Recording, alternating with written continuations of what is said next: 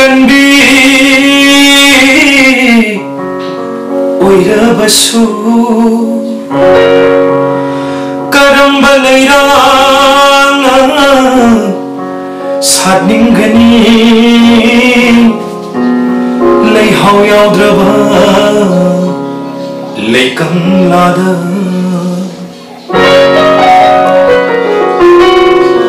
kumgi nungju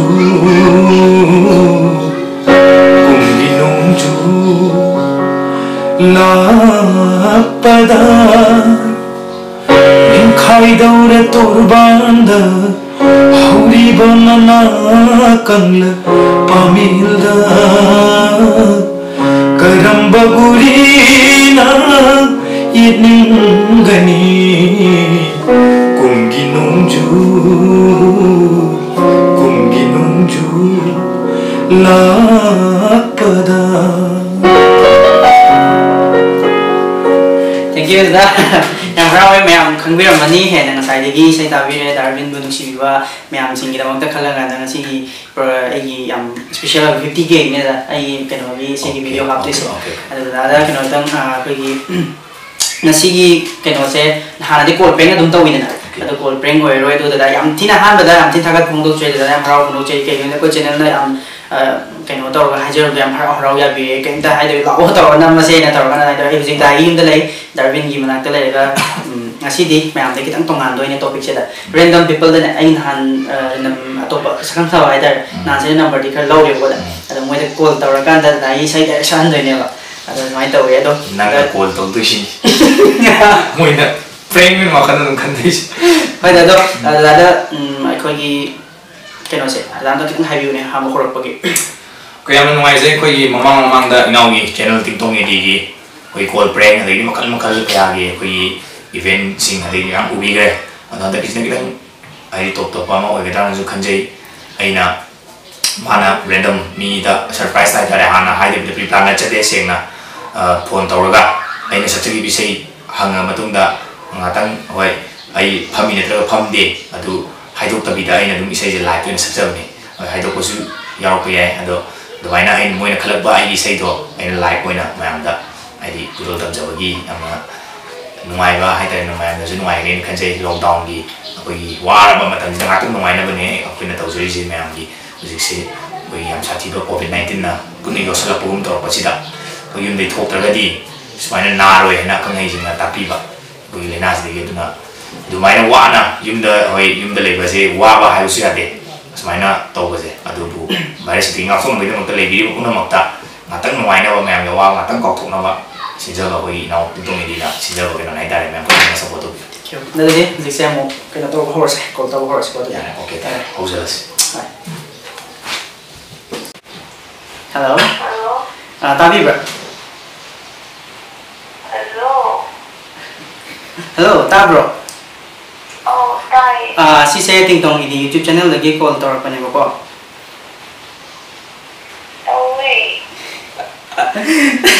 ai ni call tor ai se ting tong ini YouTube channel lagi ne ko du do na hamu ai na status ama thakri na group sem na bin ama ta number ama ko wina ha do number pa min ha do ado ngasi se song yam lai ko ho oi ne pe gi no di ai ngasi yam surprise oi ba yam pa ma singer ama ga ai lai mi nei ko ado song gi ai na hujik se song gi yam lai ko ba mo oi do ne ko kai gi no di ai hujik pa min na se yam na pai pam na ba singer ama ga lai mi nei ko lai mi nei se Arvin Soibam ne ko ado Arvin Soibam de gi som na pai gi pam ma cheng ka thang khan bi ne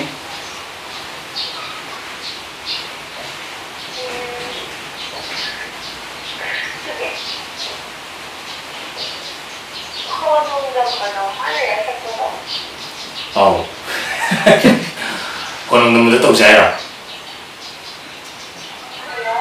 konong nam da tau sai ra aku to ai sai ang khang de ko konong nam di khang ba ta ba wow ai ta bi ba live so free adu di atang bai bi ro tau jara ge Bitik kena kita ama macam sih. Dah apa?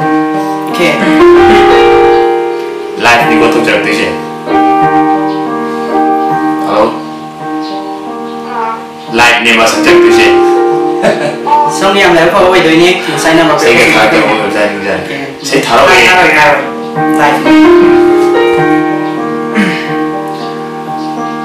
Matang gisafu, hongkava nangi thamuibu, kanada tainang rugani, wakat phang leitravada.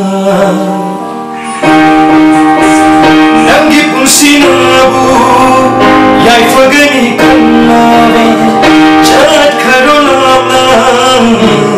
Ninjabang magi manata, oh nong damba, karino tauri sengoda, oh nong damba, karino tauri sengoda. Ya, kau tu ya bro. Hello. Tabi. Okay, ado sumainay kang khangawda na call tawag pa siya. Saan na kayo paubi yung tang hay view ba?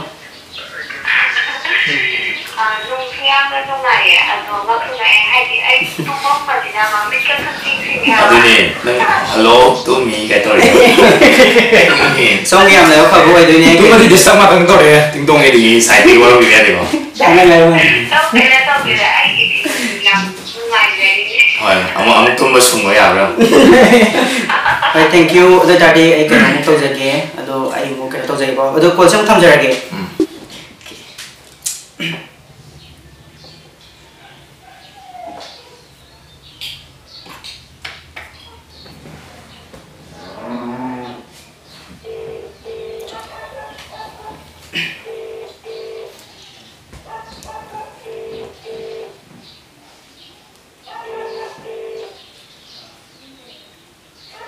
Hello? Hello, very good evening. Yes, sir. Dada, ako YouTube channel ama tagi call tong share pa niyo ko. Ay channel ama live na tingtong ID hay na. Okay. Ito gi channel dagi dada gi number se kano yam lago pa ba magi number oi doi ne dada ni yam pamjaba singer am khaki Arvind Soibam haiba singer si yam pamjaba dada na pam se im khatang khandiu. Si se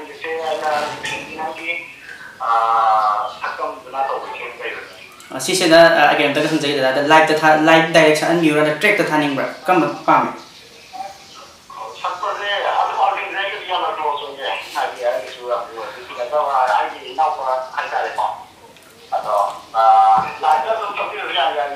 adide mai ma ko jai mimicry tau jar ke ba ko Karam mai sei no Nusibi nangi thamoi dana hai se Okay. Ai di thamoi kai ni do.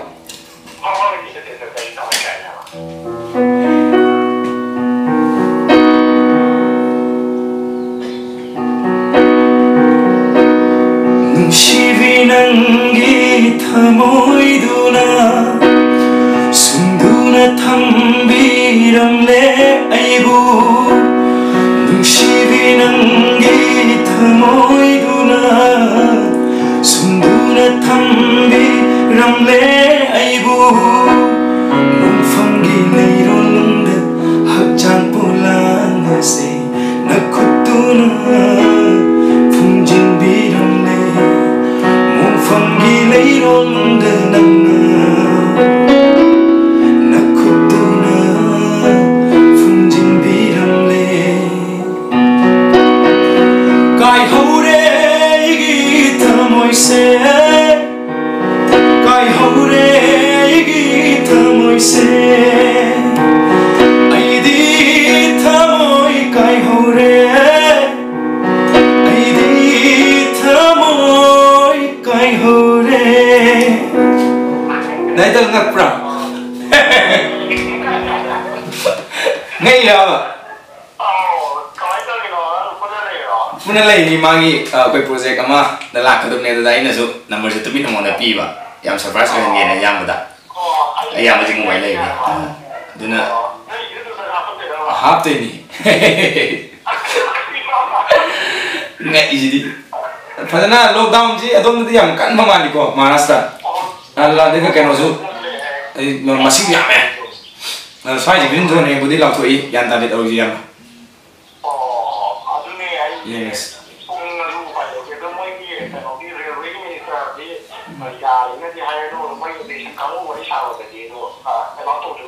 okay as yang ti thong ni ngam ni wa le mani se thola ka khong pun se do mo ting tong idi gi channel je ta yam nam ta phasana ke wish ti biram ting tong gi ke no sai gi nge regularly ko ara wa gi ye kangam bi si de ko da thank you so much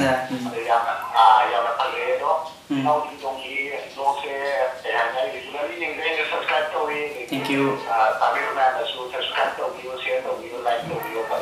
thank you digital tiam ngak tinggal ngani ya ngasih thank you dari tamjarage hoi da dari number masuk lagi ya sedang tahu yang ngasih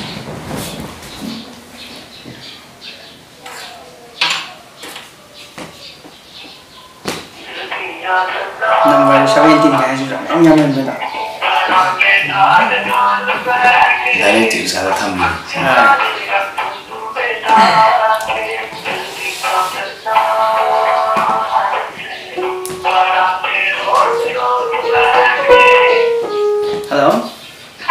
hello very good evening Good evening. call dozer se ting tong idi ne khang bibra Khangge.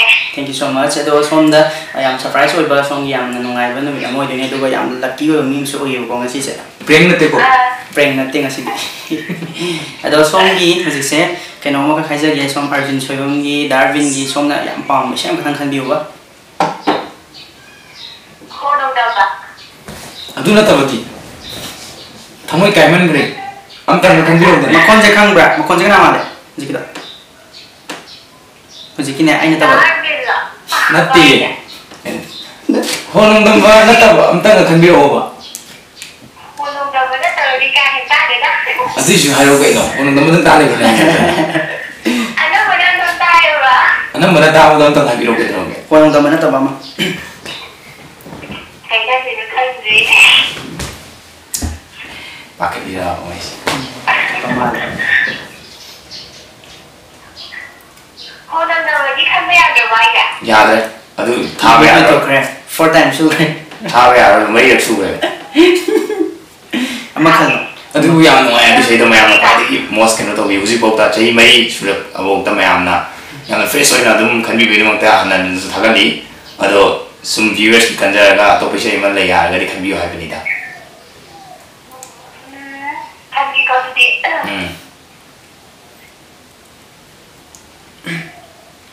Aten khang me jan di yo ga. pire kitang thu view ba ya di Kaya sai ta de no khang de na. tagal le thagat ka no bakar ka no dum ta khan diu ga som ta oi dum som na pa mi mai prank to Kaya na ta ta ke de ki ni ne. kon ko to bi de ki ni ba du di ka mai to ni na is loi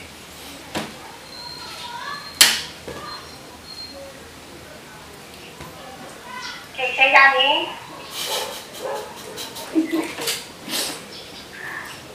Kada to mo to. Kari. Chi ko hai ba to mo. okay yang kaya ba za ni kai na ba sagat to yada isai tharak to ne de ko live ne sachela ka de ni ko live ne sachela ka de ni ba happy man ring mi ba thajab pumbasu mangkhare lonam wahita oiranne thajab pumbasu mangkhare lonam wahita oiranne kai krasanu noi krasanu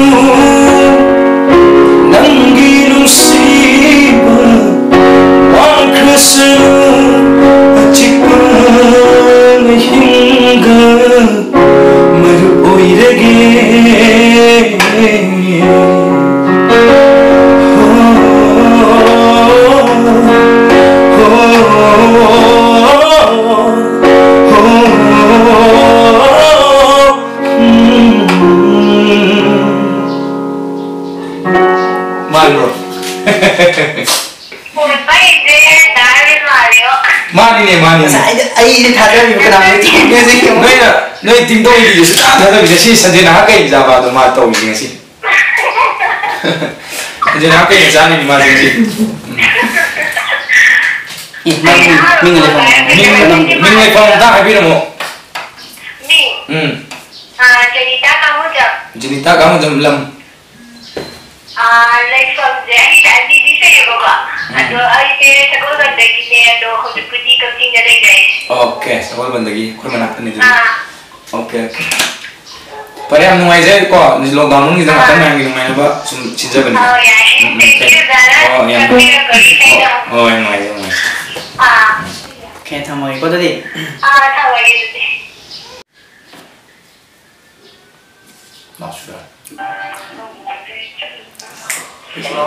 Hello, very good evening. Hello, Tabiko. Aise Tingtong idi haina YouTube channel amakak laiye YouTube channel dagi call tawjarapane bako.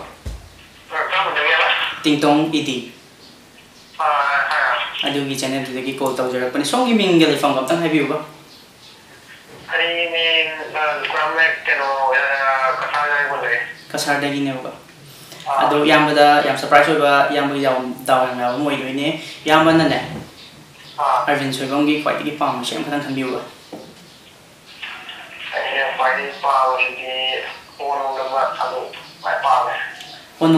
Six times. Thank you very much. Our channel lagi 6 times. Isai kan video tu collectively. Koi si kenapa? Yang noise isai yang fresh. Oi nama yang nadum. Anong na oi na kan video kerja noise. Aduh atau pak isai yang tang magi. Ya lah.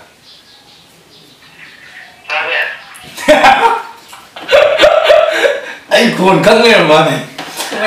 Ay na surprise oh ngito mo nida inauzing asam da wiksu lockdown gi ani ngito wi wa ko to tingdong i channel gi yang nuai ba hai tare sai live to ina sakpai live phone in hai tare adu ai sai jik tau ri video nami ai mi kok sel kwan na Ado ko nong dam bana to sai tang bi kan se Hoi khang di ke ni ada kasada koi ma Karena adu nata mama kan biro. Naka aku nak sakre ba. Oh, nata mama talaga. Talaga.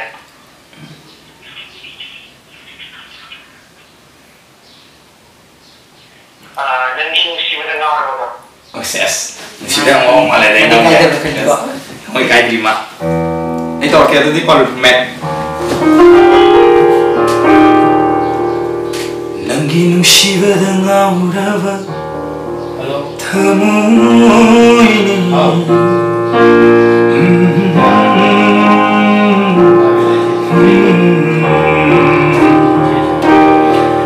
Nangin siwa dengan aura tamu ini konsilage nanggo itanung shida Cerage mai chakse thamoi nungda chakliva lenjarage inna chikna tu minna nangi nushivada ngaurava thamoi ni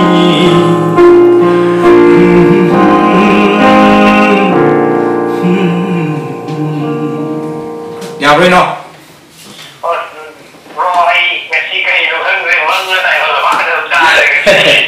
Enggak iya Pak. Nanti yang saya jangan itu samomda musikse COVID-19 gi case di kamaina koi gi musik kamai tadi lockdown je.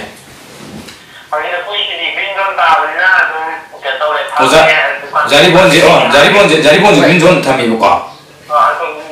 Oke, nah itu dia koi cuma nari. Jadi bon mau koi somdegi di tengah naksal koi jiro deh adu nani. Oke, yang nuai, fazanan dari orang tu. Ada koi inau Tingtong ini wish on the baby ro. Aku berusaha, aku ni nak ada pun sudah macam apa, aku itu channel lo subscriber saya, aku mesti ingat tu lah. Aku ni wajib apa itu berapa, aku ada wish tu je. Yang lain lagi wish macam sejenak kayak jauh, macam oh hello lagi dengan si tahu. Oh, ada di lo make yang nuai dah, thamage. Oh, itu kan kalau video Yes, nang kapura to ni direct nang YouTube sila. Saya lang na. Adum madudi thagal ani suna. Edit loy baka.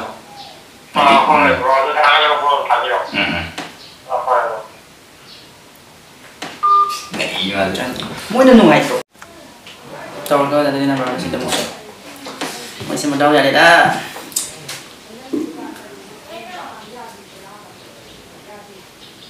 आपने जिस व्यक्ति को call किया है Biasly naman pagal na. Call कर दिया Minsan siya unchin na rin ba? Akong gagdi sure. Unchin ni YouTube. प्रयास करिए hello Hello, very good evening. Good evening Kano call tawag sa tingtong YouTube channel lagi niya ba ko? खाने number Okay, nahan group siya magi number pirak po do. Hi Okay, dum song gaming galay pang kamtang hai view ba? I mean cuckoo दुआ like हमरा उरी पोक पोले हैगा Okay, do song na kakku hai ba ko? Cuckoo आगे एक ही Oh, kakku. Ado kakku ki daw na boy do na yam lag boy do ni ngasi se. Ado kakku na ne. Darwin soibong gi sai da na. Pai pa ma sing tang kan view ba? Lang mai situ. Yam thi chil le mai sing ta. Kon hai? कई कई हाथ में हाथ में Hello.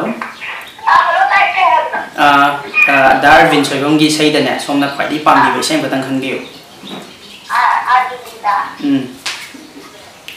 ओ तखन के बा Một thằng này mới đi khăn đẹp trek tha để làm nhiều. ana honong dam ba do Sebentar. Con nông dam ba se. Si oi nan limit oi thok re ba. Si na taw tang kan biro last. abara Si na taw na kan biro con nông dam ba ji yaman ge. o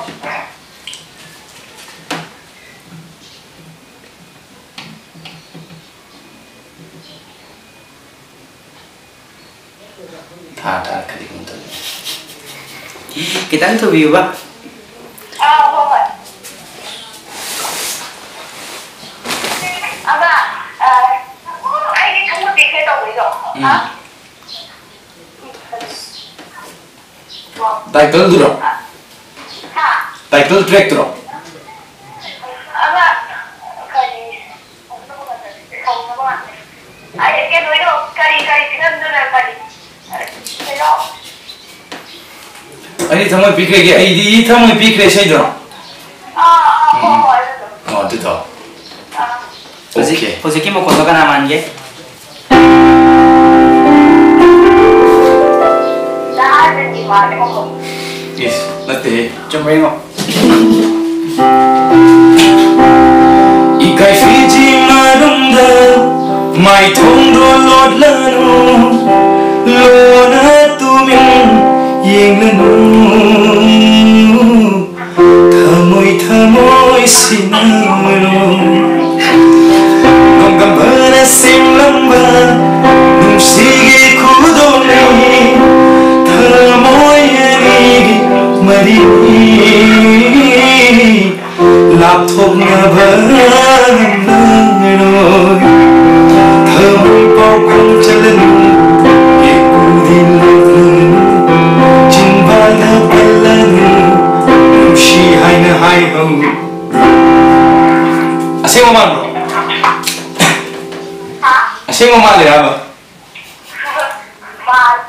Mal di orang mesti ay mana tingtong ini channel sedang si woi mai anu ba woi event ai tare aina mai manakta phammaga mayam ni sei hanbiraga saklapani lockdown sigi mayam puna wa kotha mina na boko adu sei ngatang tabi bigam noi sei hello yang khadre ga ke da khadre da mai kai do isi kan dia tu di ai ne ho be ke ai ko ma ho be ke da ne ya pa da khadre ne bole ki ma le ba sabra Bollywood yo berapa oh no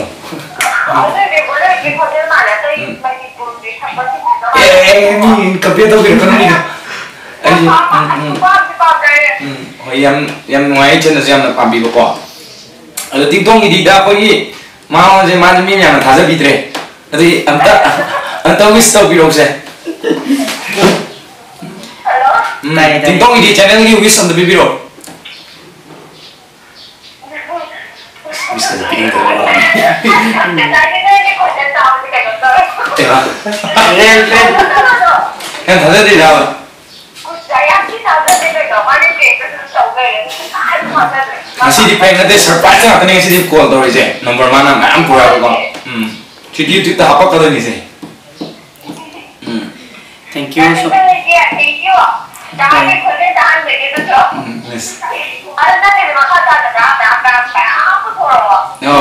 nggak tahu tuh nih maisu ayo butuh tuh nih sih memang kayak itu tamjar lagi kok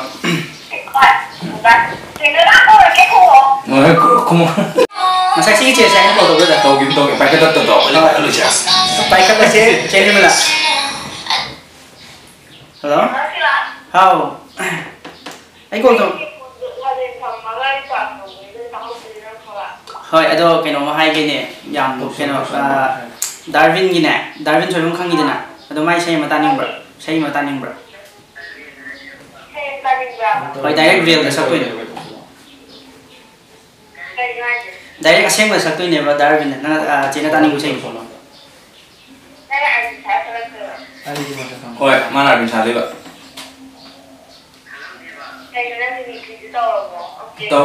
tahu reba haure mimi dia tuh hantam kan biro sih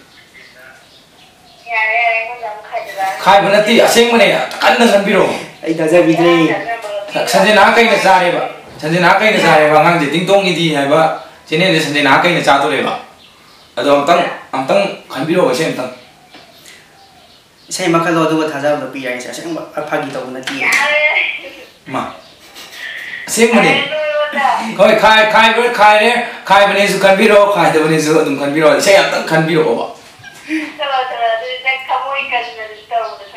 thamoi kan mali di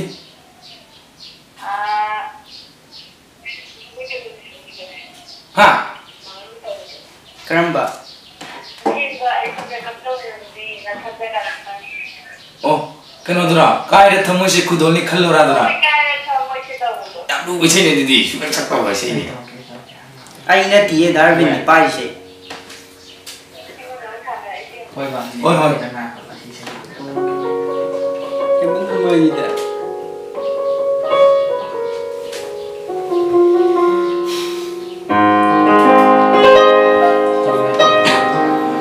long nam minok ni khanda ngau jeru ba thamoi nangdi wajau na thanta kap choi hingi chipara mengla thavalgi manganda nungsiba karino khanda wajari thamoi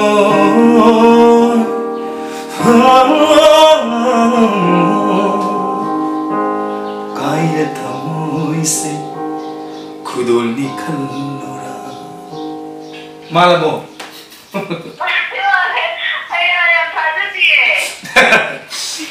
aseng mana aseng ba tingtong ini dia tan thaza biyo na mai ma tan lei di music se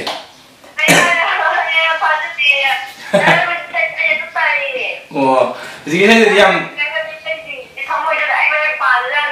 wala ni tunggu itu yang flash bila ya ba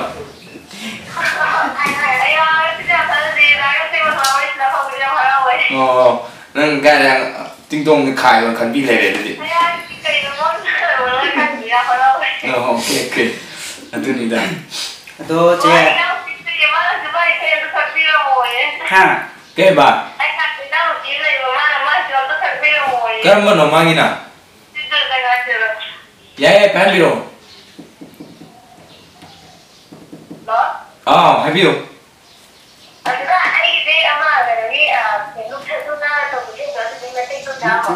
look thaduna udana badura nih hot kan sih kan jadi dah nah taza betul selagi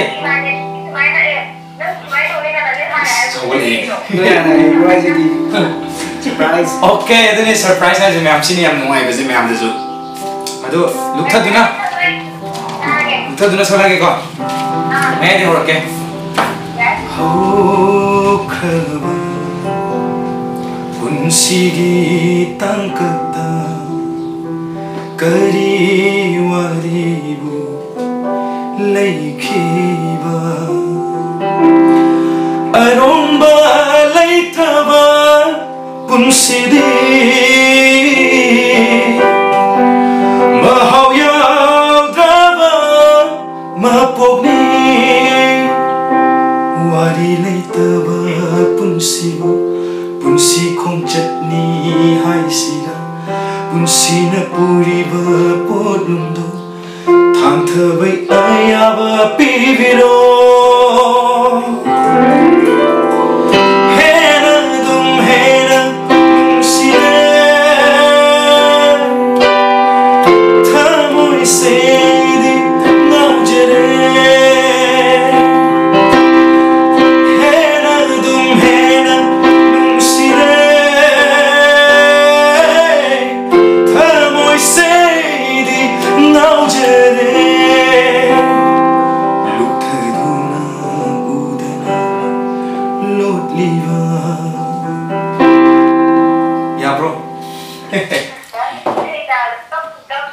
kau kena ni, lockdown ni kita kapal mau ngok lah di tempat ni.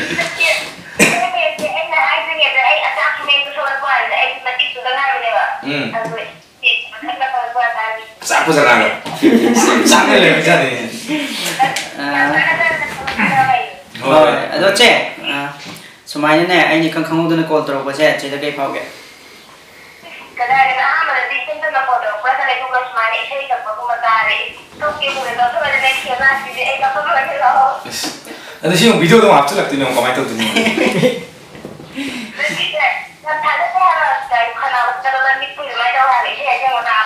Kenal ke ni apa? Zaman ni. Jadi semua kenal ni.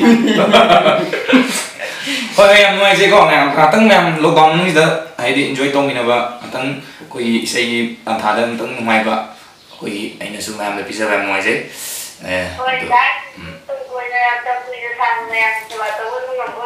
Thank you. Ting tong ni sudah happy ramu tu.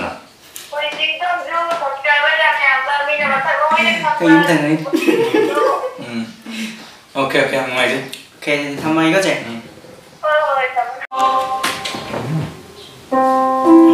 Di sana dah, ai friend ni bapa. Saya paham ni. Tu, mau tak call tahu saya pasal.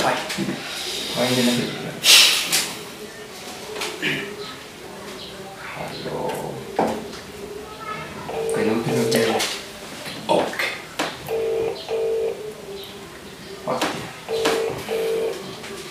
Jawab. Wow. Kenapa? Kangen apa sih? Saya ini nomor siapa? Apa sih? Call pakai ni apa sih kan? Gila betul.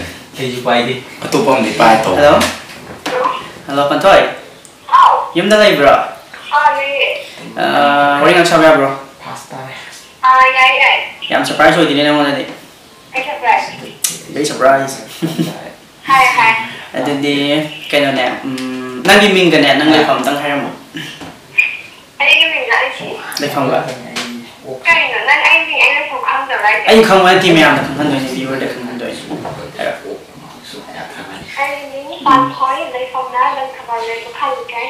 Okay, do Darwin gina. Nang yang pa mo siya mo kalon.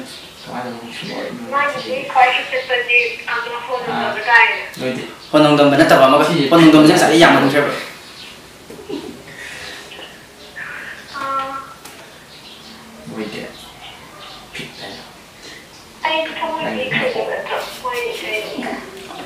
Sino tawa mo kasi iyang kalon.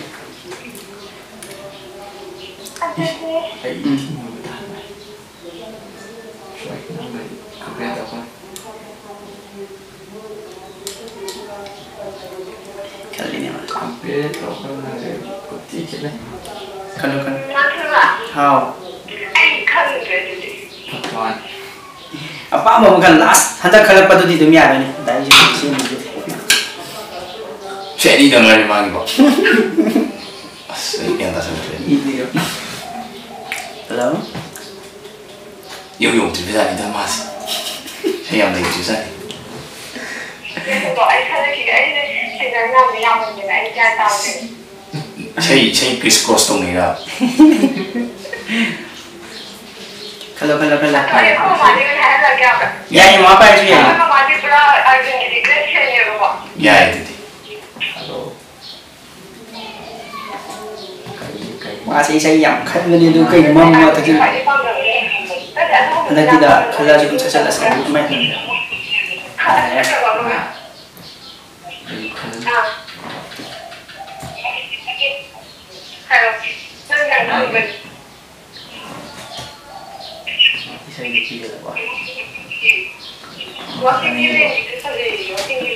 Oh, ada di tar sudah ada.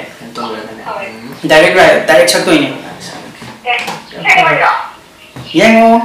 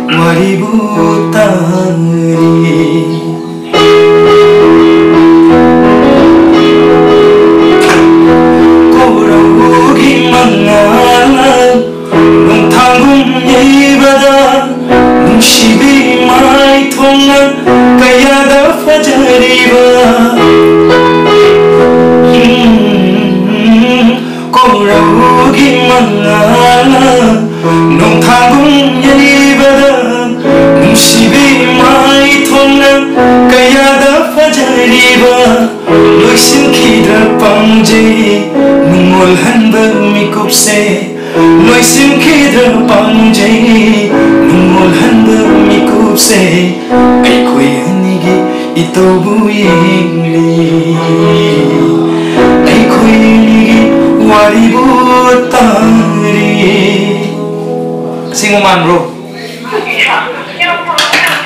Yang malah betul. How? Mimi kita ini sih saya jadi. Hai, man bro.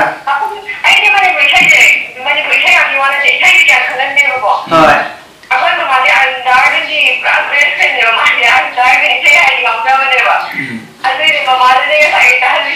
Okay, yang taga tadi mau zuai tiktok ini mangi new project hai tare. Adugi aina mai mana phammaga mayam na habi bisa jing success bane live win sum mate surprise na to jage ko. Taga yang aina taga tadi ko sai nam na atang mo ju lockdown gi awa ba autopia ga tapi bagi teman ko.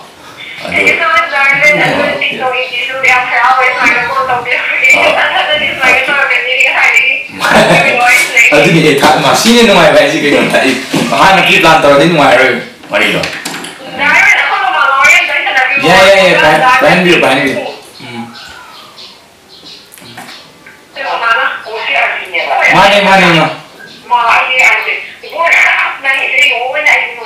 Mas yang ngomong aja tahu kan, yang ada apa sih?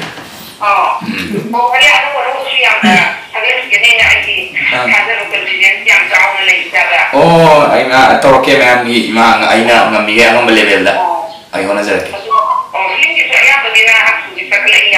Oh, ma film di semang si bina tau. Ma yang cuma mayek dah di bentau.